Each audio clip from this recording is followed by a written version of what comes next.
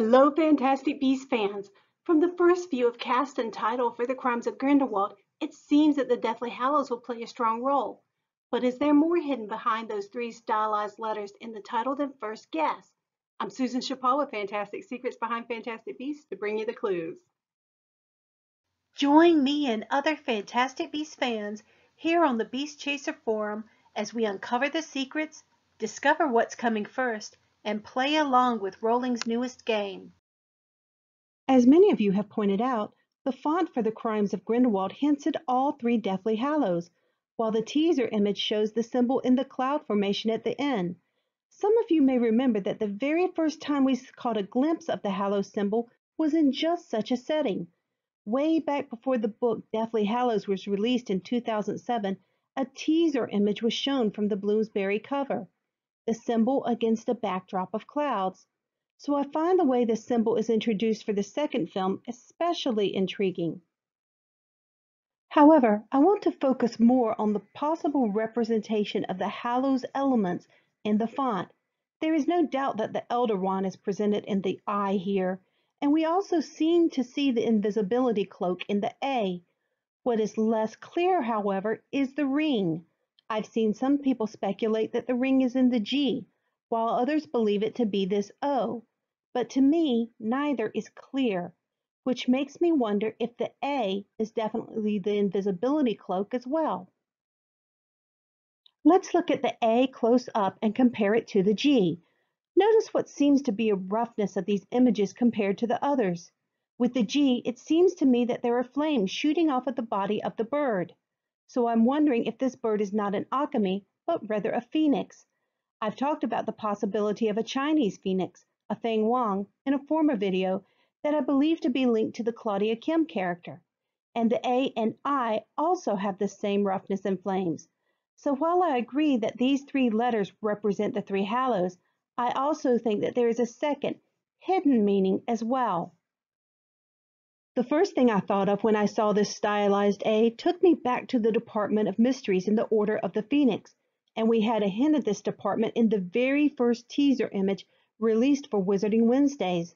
That no unauthorized wizards past this point, with the British spelling, as Declan Casey pointed out, points to the British Ministry of Magic, and I believe it's a strong hint to its covert Department of Mysteries.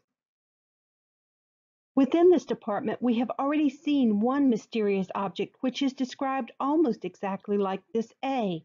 Here is the description of the Death Arch from the chapter The Department of Mysteries. And upon this dais stood a stone archway that looked so ancient, cracked, and crumbling that Harry was amazed the thing was still standing.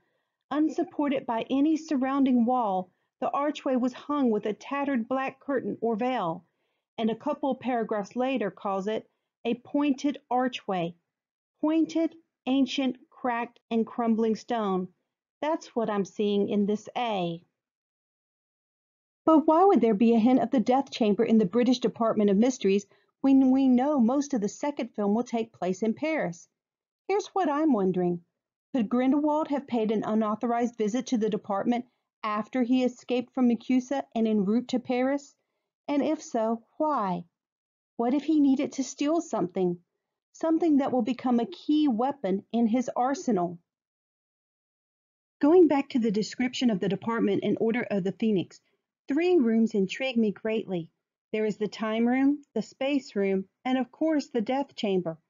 We already know that death is going to play a huge part in the series. How can it otherwise heading towards World War II?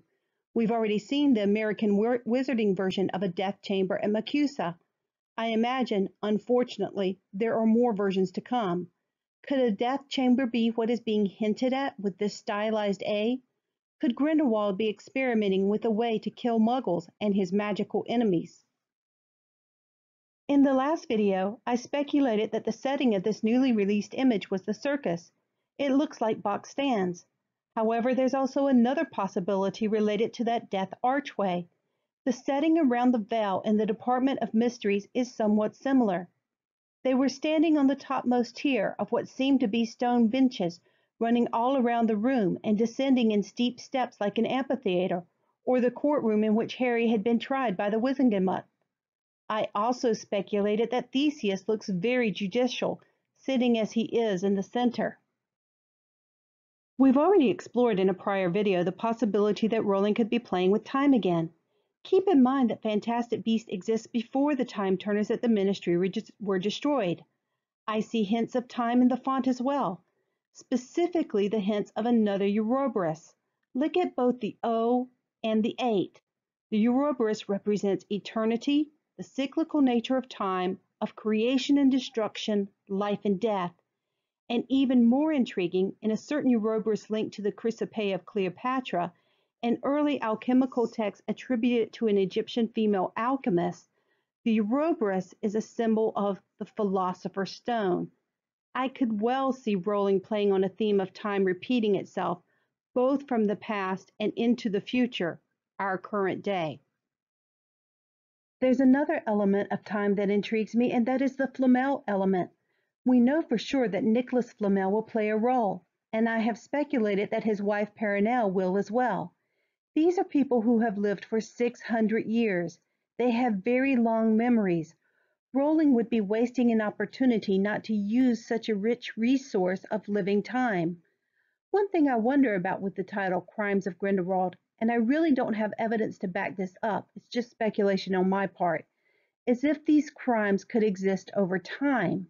If Grindelwald has been visiting specific time periods to acquire the tools and weapons he needs for his plan of control and destruction, and if the Flamels might have encountered and remembered him from before, that would be extremely intriguing.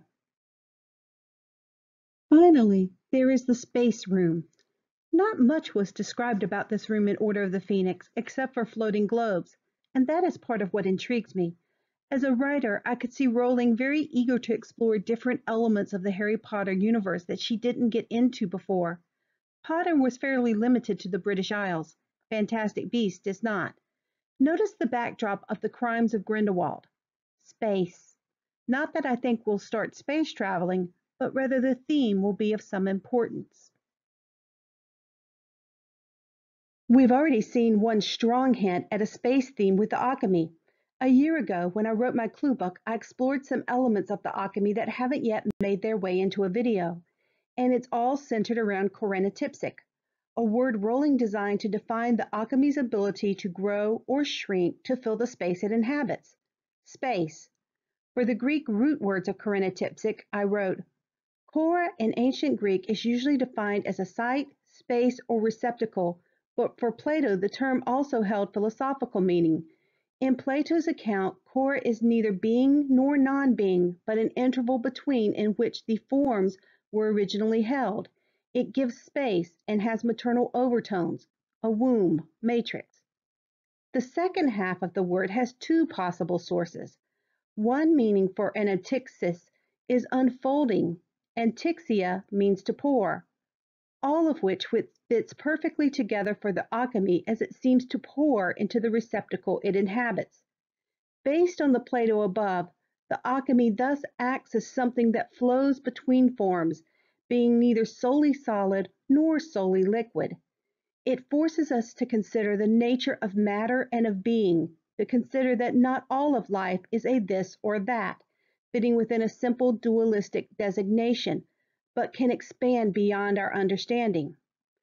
Basically, the alchemy is a beast of flowing form that explores the function of space while also illuminating the essence of being, a theme that seems to underpin this series from Newt's introduction to his textbook, where he discusses the classification of beast versus being, to Rowling's focus on the beast in all of us, to Grindelwald's battle of magicals versus muggles. One big reason why I think there's a hidden element to these Hallows letters. We know how the Hallows storyline ends. It's an element that does not bring the thriller aspect to the plot that Heyman mentioned. We know that Grindelwald will lose the Elder Wand. We know that he will never acquire the stone or the invisibility cloak, unless Rowling is going to seriously tweak her canon. So it seems to me while the quest for the Hallows must play a role because of canon, it cannot be a thriller element because of that same canon. The Hallows were a surprise plot element added to the final book, so when Harry had to choose between Horcruxes or Hallows, it was also a plot technique to up the suspense of the story. I imagine a similar technique will be shown in Crimes of Grindelwald. The Hallows will be there, but in contrast to another, more thrilling element. Will it be Hallows versus Beast? Or Hallows versus something from the Department of Mysteries?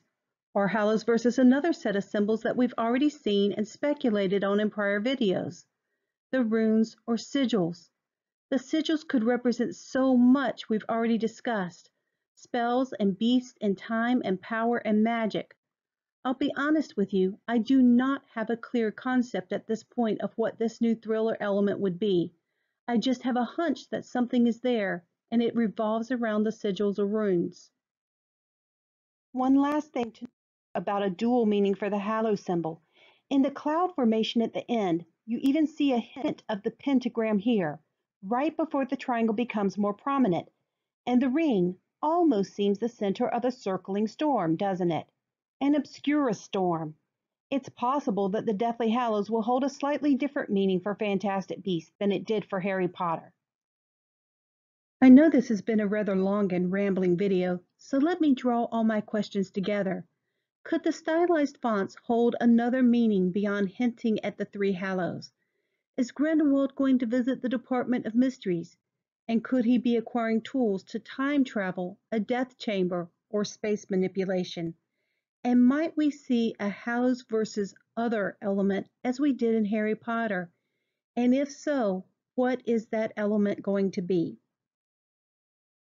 What do you think about possible clues hidden in the title font? Please share your thoughts in the comments. And be sure to subscribe so you won't miss the next video. I've got a new project going live soon that I'm excited to finally share with you. Until next time.